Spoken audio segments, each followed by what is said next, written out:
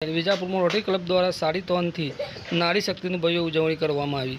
સમાચાર વિગતવાર જાણીએ તો આંતરરાષ્ટ્રીય મહિલા દિવસના અવસર પર રોટરી ક્લબ ઓફ વિજાપુર દ્વારા નારી શક્તિને સમર્પિત અનોખી પહેલ સાડીથોન આજે ભવ્ય રીતે યોજાઈ હતી। નારી સન્માન, સ્વાભિમાન, સમાનતા તેમજ સશક્તિકરણના ઉદ્દેશ્ય સાથે આયોજિત આ કાર્યક્રમમાં વિજાપુરના પૂર્વ ધારાસભ્ય રમણભાઈ પટેલે લીલી ઝંડી આપીને શુભારંભ કર્યો હતો। સરદાર સ્ટેચ્યુથી રોટરી ભવન સુધી રેલી સ્વરૂપે યોજાયેલી આ સાડીથોનમાં અનેક મહિલાઓએ સાડી પહેરીને ભાગ લીધો હતો અને મહિલાઓની સિદ્ધિઓની ઉજવણી કરીને સમાનતા તેમજ તેમના અધિકારો પ્રત્યે જાગૃતિ ફેલાવવાનો સંદેશો આપ્યો હતો। ગીવ ટુ ગેઇન થીમ પર યોજાયેલ આ કાર્યક્રમ મહિલાઓના સશક્તિકરણ, આત્મસન્માન અને સામાજિક આર્થિક યોગદાનને પ્રોત્સાહન આપવા માટે ખાસ રૂપરેખા તૈયાર કરવામાં આવી હતી। રોટરી ક્લબના પ્રમુખ સંગીતાબેન પટેલ, પરેશભાઈ પટેલ, કનુભાઈ આચાર્ય, રમેશભાઈ પટેલ, અજય બારોટ, જગદીશભાઈ પંચાલ સહિત રોટરી ક્લબના અન્ય સભ્યો અને અનેક મહિલાઓએ આ કાર્યક્રમમાં ઉત્સાહપૂર્વક ભાગ લીધો હતો।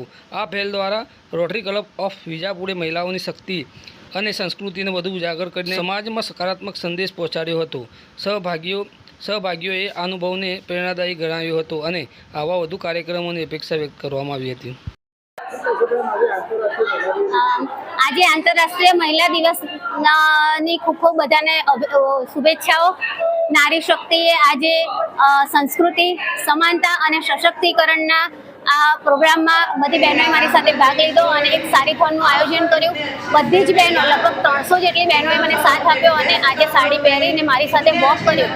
સાથે સાથે કેન્સર અવેરનેસની જાહેરાત કરી કે ભાઈ કેવી રીતે કેન્સરથી દરેક બહેનોએ બચવું જોઈએ અને આ વિશે રોટરી હોલમાં ડૉક્ટર ગાયનેકોલોજીસ્ટ બોલાવી અને પછી એમને કેન્સર વિશે માહિતી આપી અને એમને કેન્સર વિશે માહિતગાર કર્યા કે જાતે કેવી રીતે પોતે કેન્સરની પ્રાથમિક તપાસ જાતે કરી અને પછી ડૉક્ટર પાસે જઈ વહેલી તકે એનું નિદાન કરાવી શકે જેથી તે કેન્સરમાંથી મુક્તિ મેળવી શકે।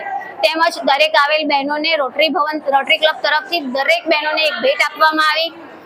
એમાંથી આવેલ 10 બહેનોનો અમે ડ્રો કરવામાં આવ્યો। તેમજ જુદી જુદી સામાજિક સંસ્થામાં કામ કરતી બહેનોને અમે સન્માનિત કર્યા અને આ કાર્યક્રમમાં બધી બહેનોએ ભાગ લઈ અને આ કાર્યક્રમને ખૂબ જ આનંદપૂર્વક પૂર્ણ કર્યો।